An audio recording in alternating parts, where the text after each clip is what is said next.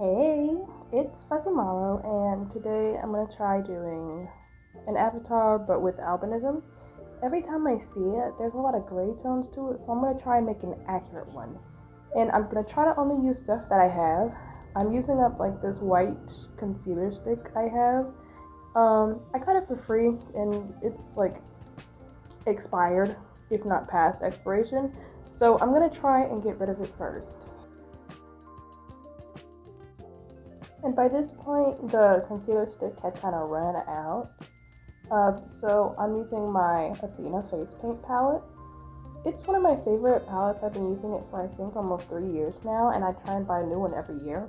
But I've been doing a lot of face painting this year, so I might need another one, and it's been less than a year. Um, but I think the thing that I like most about it, it's an oil-based palette, and it's really easy to blend in colors, and I like that I love and hate that it doesn't dry. So there's no urgency when I'm blending in all of the colors or, trying to make things look smoother. But at the same time, I think where I have a lot of trouble is I have my eyelids, they kind of disappear. When I put anything oily on my eyelids, it kind of rubs off, and they're like the first thing I have to set. So I usually try and do my eyelids last because I will have to set them immediately before any of the product comes off. But other than that, I think the Athena face paint palette is probably the perfect face paint palette. And I've tried other face paints and they're just not, they just don't work quite as well with me. One thing I notice when I see other people doing the albino avatar look is they're not completely stark white.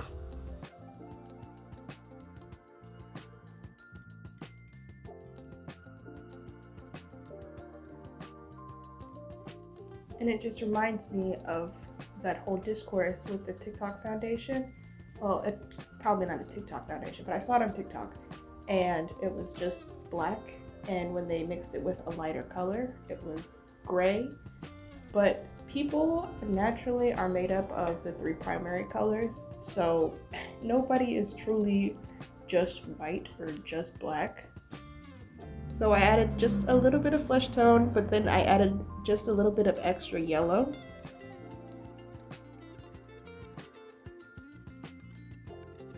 And I know it looks streaky right now, but usually with the Athena palette, you have to trust the process. I will blend it out afterwards. I usually use my finger, or I usually have some sort of like little foam pad. But the thing about my foam pads are I sometimes drop them and I don't trust them afterwards, even after I've cleaned them. I'm a bit of a germaphobe, and I just feel like I get a better blend and I waste less product using my hands after I clean them real good. So that's personally my tool of choice. Now we're gonna move on to the nose. One thing that kind of bothers me a little bit. I mean, do what you want. It's not my makeup. It's not my face. But I personally like to make my nose bridge, make it appear a little bit wider. Unlike most of my people, unfortunately, I do have a nose bridge, so it's a little hard to hide it. Sometimes if I, set my face really well, it kind of disappears. But I'm gonna try and get rid of my nose bridge and make it look as flat as possible. If I ever end up doing this again, but with like the regular avatar makeup, like the blue, I think what I'll probably do is use some sort of nose prosthetic or make something out of clay, because I'm really trying to stay as true to their design as possible, but it can be difficult when you don't have the anatomy for it. And again, for the contour lines, I don't want to use a gray. I want to give some flesh tone, so I'm using a brown.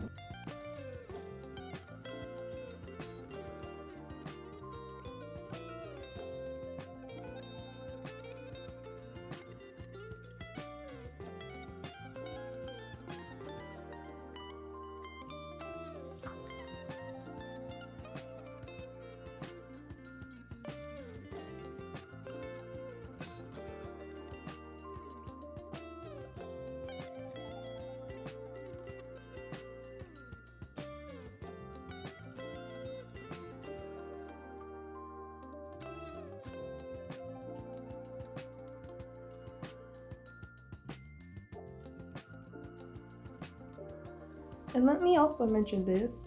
It can be incredibly difficult sometimes to make colors appear the way I see them in the mirror as they do, like on camera. But I try my best. Sometimes I make them a little bit darker for the camera, but I didn't do it this one, so it's basically gonna look pretty stark the entire time. But honestly, I think when I do the rest of the lines and everything, it looks pretty good. When I'm doing face painting, I always like to use a reference to see exactly where the lines are. Um, and it can be kind of tedious sometimes. And I was pretty proud of how it was turning out at this point, but I kind of did something later that kind of like, I didn't like it as much. Like it was still cute, but it kind of, I don't know, it kind of ruined the authenticity of it.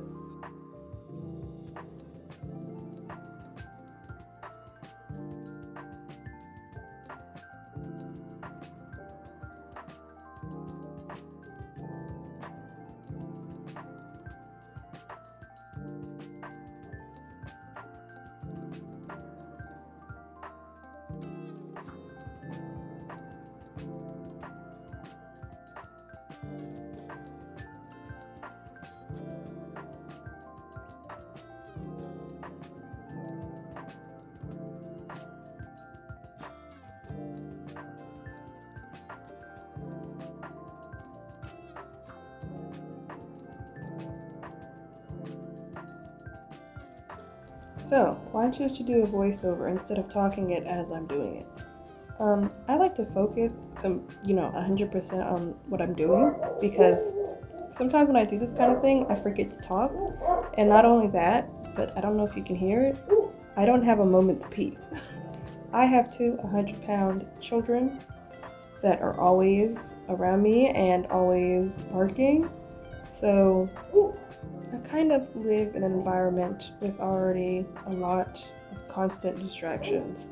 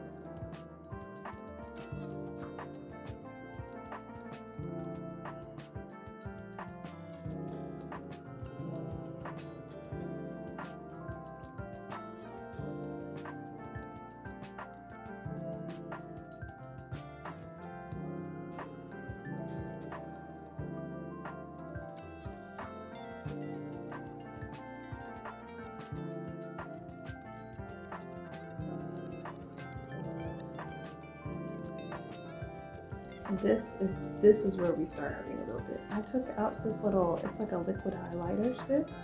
It is white highlighter.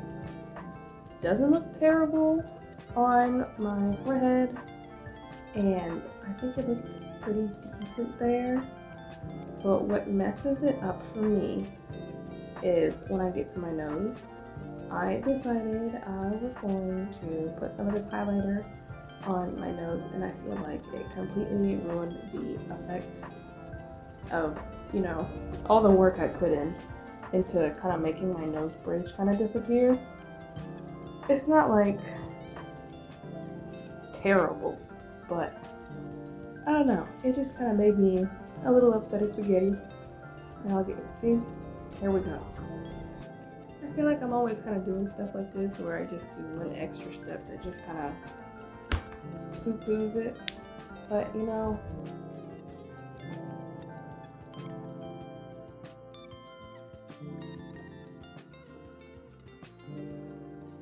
it would also be worth noting that as shimmery and beautiful and sparkly as this stuff is, it does not dry by itself. It does have to be set, but my thing is, I don't think I actually set it, I just let it stay wet, but my thing is sometimes with sparkly products that need to be set, you put the powder on there and the sparkle is completely gone and it loses its purpose. So that's why I just left it the way it was in its natural state. And I guess I could have just reset my nose and it may have saved it. But I think it still looks good. I'm just really sad about the nose.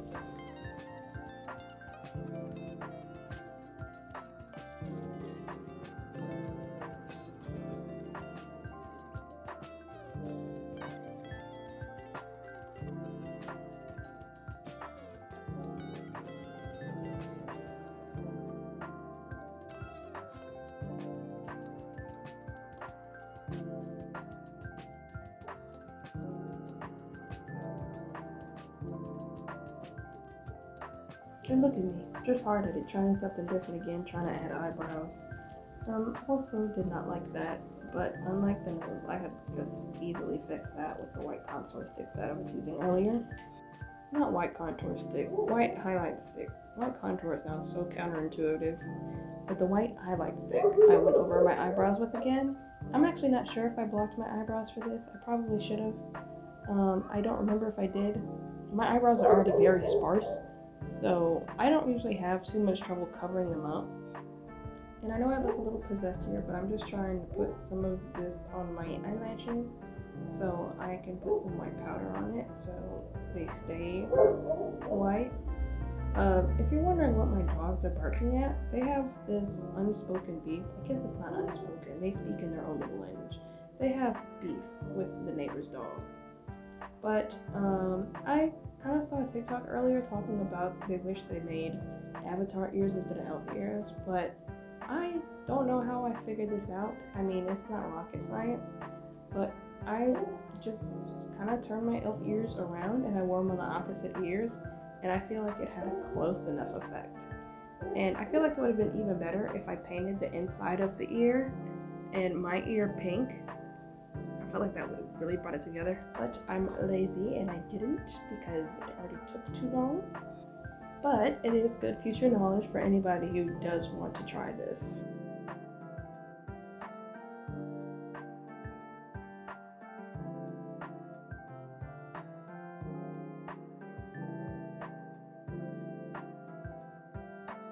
Without the big light I used for filming, it almost looks like a little cattish. But the wig I used kind of disappointed me a little bit because usually people with albinism have a little bit more of a yellowish tint to their hair. But this one got stained pink, unfortunately. But it'll have to do for now. There's nothing really I could do about the color. But this is the final look. And that's it. Bye.